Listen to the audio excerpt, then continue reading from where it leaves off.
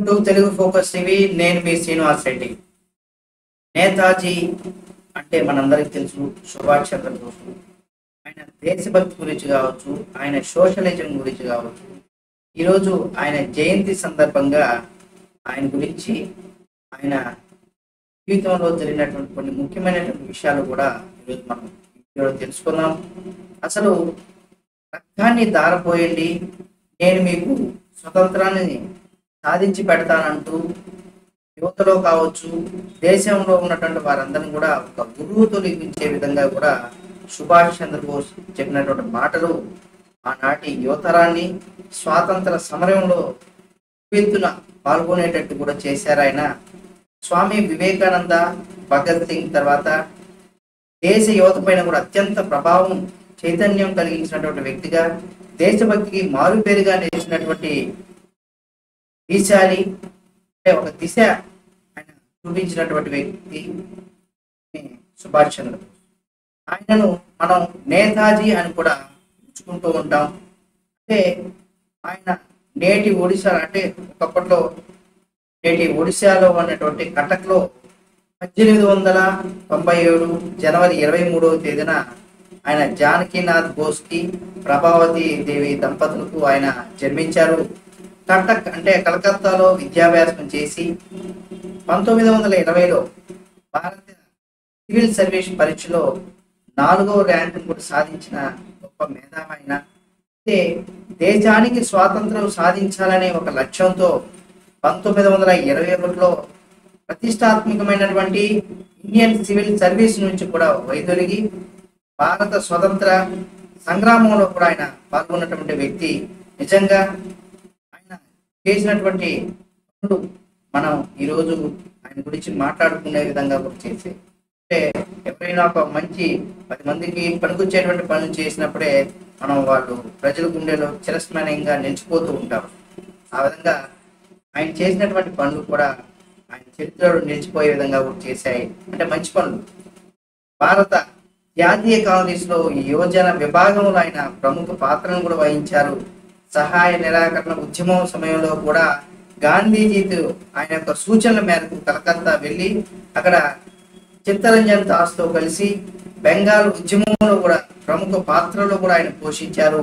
అయితే గాంధీజీ అభిరుచికి వ్యతిరేకంగా 1938లో భారత జాతీయ కాంగ్రెస్ ను అధ్యక్షుడిగా ఎంపిక కూడా అయ్యారు ఆయన. అయితే తదుపరి పార్టీలో ఏర్పడినటువంటి కొంత సంక్షోభం వల్ల, అంటే ప్రతి రాజకీయ పార్టీలో కొంత సంక్షోభాలు వస్తూ ఉంటాయి, ఆ ఇంటర్నల్ గా పార్టీలో కొంత విభేదాలు వస్తూ ఉంటాయి. ఇటువంటివన్నీ కూడా అంటే కాలక్రమేణా రాజకీయాల్లో మార్పులు కూడా వస్తూ ఉంటాయి అన్నమాట.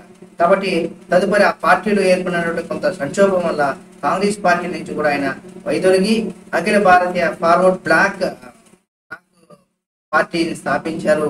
అప్పటి బ్రిటిష్ ప్రభుత్వం ఏకపక్షంగా ఎవరిని సంప్రదించకుండా భారతదేశం తరఫున యుద్ధం ప్రకటించింది. అప్పటి వైస్రాయ్ నిర్ణయానికి వ్యతిరేకంగా సుభాష్ చంద్రబోస్ పెద్ద నిరసన ప్రదర్శన కూడా నిర్వహించారు. దీంతో ప్రభుత్వం అంటే అప్పుడు బ్రిటిష్ ప్రభుత్వం సుభాష్ చంద్రబోస్ ని అరెస్ట్ చేసి జైలుకి పంపించింది.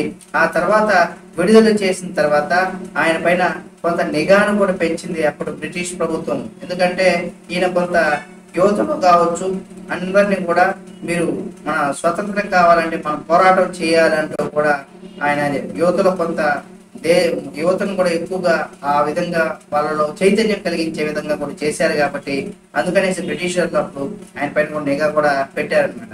అయితే విసిగిపోయినటువంటి సుభాష్ చంద్రబోస్ దేశానికి స్వాతంత్రం సాధించాలంటే పట్టుదలతో బ్రిటిష్ వారి పైన కన్నుగప్పి, అంటే వాళ్ళని ఎలాగైనా సరే బ్రిటిష్ వారి పైన వాళ్ళకి దొరకకూడదు, అందుకనేసి ఆయన మారువేషంలో అటు ఆఫ్ఘనిస్తాన్ కావచ్చు, ఆ తర్వాత రష్యా కావచ్చు, ఇటలీ మీదుగా ఆయన ఏం చేశారంటే జర్మనీ చేరుకున్నారు. అక్కడ జర్మనీ వాసుల సహకారంతో ఆజాద్ హింద్ అనేసి ఒక రేడియో ప్రసారాన్ని కూడా మొదలు పెట్టారు. 2వ ప్రపంచ యుద్ధం తర్వాత బ్రిటిష్ వారు మన దేశానికి స్వతంత్రం ఇస్తారనేసి గాంధీ గారు కావచ్చు లేదా నెహ్రూ గారు కావచ్చు వీళ్ళైతే ఆ రోజు చెప్పారనమాట. అయితే 2వ ప్రపంచ యుద్ధంలో ముగిసిన తర్వాత బ్రిటిష్ ప్రభుత్వం కన్నుగప్పి అప్పటి నుంచి కూడా అంటే ఇదే మంచి నిర్ణయం అంటే ప్రభుత్వాన్ని కనిపెట్టేసింది అనమాట. అంటే యుద్ధంలో ముగిసిపోయిన తర్వాత బ్రిటిష్ ప్రభుత్వం కనిపెట్టి ఇదే మంచి అవకాశం అని భావించి సుభాష్ చంద్రబోస్ ని దేశానికి ఆ స్వతంత్రం ఇవ్వాల్సిందని నినాదించాడు. ఆ తర్వాత ముఖ్యంగా ఇటాలియన్స్ కావచ్చు, అంటే రాజనీతిజ్ఞుడు అయినటువంటి గ్యారిబాల్డి, మజిలీని వంటి వారి ప్రభావంతో సుభాష్ చంద్ర పైన వాళ్ళు మండిపడింది, అంటే ఆయన పైన మండిపడ్డారు. ముఖ్యంగా దేశానికి ఇక్కడ స్వాతంత్రం వచ్చిన తర్వాత కనీసం 20 ఏళ్ల పాటు సోషలిస్ట్ పాలనలో కొనసాగాలని కూడా ఆశించారు. ఇదే సమయంలో దేశానికి త్వరిగతిన స్వతంత్రం సాధించాలనే తపనతో భారత జాతీయ సైన్యంగా అంటే ఆజాద్ హింద్ ఫౌజులతో చేరారు ఆయన స్ఫూర్తితో అనేక మంది యువకులు అంటే ఈ సైన్యంలో చేరారు. సైనిక చర్య ద్వారా కూడా దేశానికి స్వాతంత్రం సాధించాలంటే పట్టుదలతో సుభాష్ చంద్రబోస్ 1945 ఆగస్టు 18వ తేదీన తైవాస్ మీదుగా టోక్యోకు విమానంలో ప్రయాణిస్తున్న విషయం, ఆ సమయంలో విమాన ప్రమాదం కూడా జరిగింది. అయితే ఆయన మరణించిన విషయాన్ని కానీ దానికి గల కారణాలు కానీ ఇప్పటికి కూడా తెలియదు. అంటే ఆయన బ్రతుకున్నారా, ఆ ప్రమాదంలో ఎందుకు జరిగింది అనేది కూడా అదొక మిస్టరీగా మిగిలిపోయిందని మనం చెప్పుకోవచ్చు. ఒక మంచి ఆశయం కలిగినటువంటి వ్యక్తి ఆయన. ఆ వ్యక్తి మరణించిన ఆ తర్వాత కాలంలో అనేక వేలాది మందిలో ఆయన ఆశయ సాధకులుగా కూడా పనిచేస్తారు. ఎవరైనా సరే మనం గాంధీ గారిని, నెహ్రూ గారిని, లేదా సుభాష్ చంద్రబోస్, అల్లూరి సీతారామరాజు, ఇలా ఎంతో మంది స్వాతంత్ర సమర యోధుల గురించి మనం ఈరోజు చెప్పుకుంటున్నామంటే వాళ్ళు ఆనాడు ప్రజల కోసం, దేశ ప్రజల కోసం వాళ్ళు చేసినటువంటి త్యాగాలు, వాళ్ళ యొక్క ప్రాణ త్యాగాలు ఏవైతే ఉన్నాయో అవన్నీ కూడా చరిత్రలో నిలిచిపోయే విధంగా ఉంటాయి. ఎప్పుడు ఎవరు చేసినా, అది మీరు చేసినా, నేను చేసినా, ప్రపంచంలో ఎవరు చేసినా ఆ దేశంలో ఉన్నటువంటి వారికి గుర్తింపు తెస్తుంది. ఆ విధంగా ఏంటంటే ఆయన ఈ ఆజాద్ హింద్ ఫౌజ్ అనే ఒక దీంతో అట్లా యువతని కూడా సైన్యం వైపు తీసుకొచ్చి వాళ్ళకి మన స్వతంత్రం కావాలంటే మనం కూడా ఒక సైన్యంలాగా మన స్వతంత్రం కోసం మనం పోరాడాలి అనే ఒక విధంగా కూడా ప్రజల్లో చైతన్యం తీసుకొని, ముఖ్యంగా యువతలో చైతన్యం తీసుకొని వచ్చి ఆ విధంగా ఆయన ముందుకు వెళ్ళారు. ఆనాడు ఆయన తీసుకున్నటువంటి నిర్ణయాలు ఏవైతే ఉన్నాయో దాని ద్వారా ఈనాడు మనం స్వతంత్రంతో, అంటే ఆయన ఒక్కరైనా కాదు కానీ ఈ స్వతంత్ర ఉద్యమంలో ఈ వేలాది మంది, లక్షలాది మంది పాల్గొన్నారు. వాళ్ళ యొక్క త్యాగానికి మనం ఈరోజు స్వతంత్రంగా బతుకుతున్నాం. కాబట్టి అటువంటి మంచి మనిషి ఆయన 1945 ఆగస్టు 18వ తేదీన తైవాన్ మీదుగా టోక్యో విమానంలో ప్రయాణిస్తున్న సమయంలో ఇది కూడా ఏంటంటే ఆయన కావాలని ఆయన ట్రాప్ చేసి కావాలనేసి ఆయన కోసం అనేసి ఈ విమానాన్ని కూడా అప్పుడు విమాన ప్రమాదం కూడా సృష్టించారు అనేసి కూడా కొన్ని వార్తలు అయితే ఉన్నాయి. ఎంత వాస్తవం ఏమో తెలియదు కానీ అటువంటివన్నీ కూడా కొన్ని సోషల్ మీడియాలో ఇవన్నీ కూడా ఉన్నాయన్నమాట, ప్రచారంలో ఉన్నాయి. అయితే అటువంటి వ్యక్తి ఉంటే మనకు ప్రమాదం ఉంటుందనేసి ఆయన చేయడం, ఇట్లాంటి రకరకాలు అయితే చెప్పారనమాట. కాబట్టి అసలు ఈ ప్రమాదం ఎందుకు జరిగింది, దీని వెనక గల కారణాలు ఏంటనేది కూడా ఇప్పుడు కూడా మిస్టరీగా మిగిలిపోయింది. ఆయన అప్పటి నుండి కూడా అంటే మనకు తెలుసు ఆ ప్రమాదం జరిగింది ఇప్పుడు 1945 ఆగస్టు 18వ తేదీ. ఇప్పటికి ఆలోచించండి, అదొక 85, ఇదొక 24, అంటే 70 సంవత్సరాల పై చిలుకు ఆయన చనిపోయినప్పుడు కూడా అదొక మిస్టరీగానే మీరు ఉంది.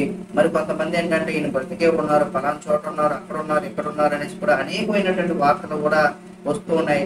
అందులో ఎంత వాస్తవం అది ఎక్కడ కూడా అధికారికంగా కూడా ఎక్కడ ఏ ప్రభుత్వాలు కూడా చెప్పలేదన్నమాట. కాబట్టి ఆయన అందరితో పాటు మరణించారా లేకపోతే ఏం జరిగింది అనేది కూడా మిస్టరీ మిగిలిపోయింది. ఒకవేళ ఇటువంటి మంచి ఆశయాలు కలిగినటువంటి వ్యక్తి మరణించినా కానీ అది ఆయన యొక్క ఆశయాలు ఏవైతే ఉంటాయో ఆ తర్వాత తరం కావచ్చు, ఆ తరం నుండి తరతరాలుగా అవి అలా అనేక తరాల పాటు అనేక వేలాది మందిలో కూడా ఆయన ఆశయ సాధనకు కృషి చేశారంటూ కూడా ఆయన గురించి మనం చెప్పుకుంటున్నాం. ఈ రోజు కూడా ఆయన గురించి మనం చెప్పుకోవడానికి గల కారణం ఏంటంటే ఆయన దేశం కోసం నిజంగా ఒకవేళ బతికి ఉంటే, ఒకవేళ చనిపోయినా కానీ ప్రాణత్యాగాలు చేశారని చెప్పుకోవచ్చు. ఇలాంటివి ఎన్నో కూడా ఎంతో మంది నేతలు ఉన్నారు. అందరి గురించి కూడా మనం ఆ సందర్భాలు వచ్చినప్పుడు మనం చర్చించుకుందాం. కాబట్టి ఈ రోజు నేతాజీ జన్మ జయంతి సందర్భంగా ఆయన ఒకవేళ బ్రతికుంటే సంతోషం. ఒకరు చనిపోయినారనుకుంటే ఆయన ఆత్మకు శాంతి చేకూరాలి. అలాంటి వ్యక్తులు మనం ఉండాలి. మన దేశంలో ఎప్పుడు అలాంటి వాళ్ళు ఉండాలి.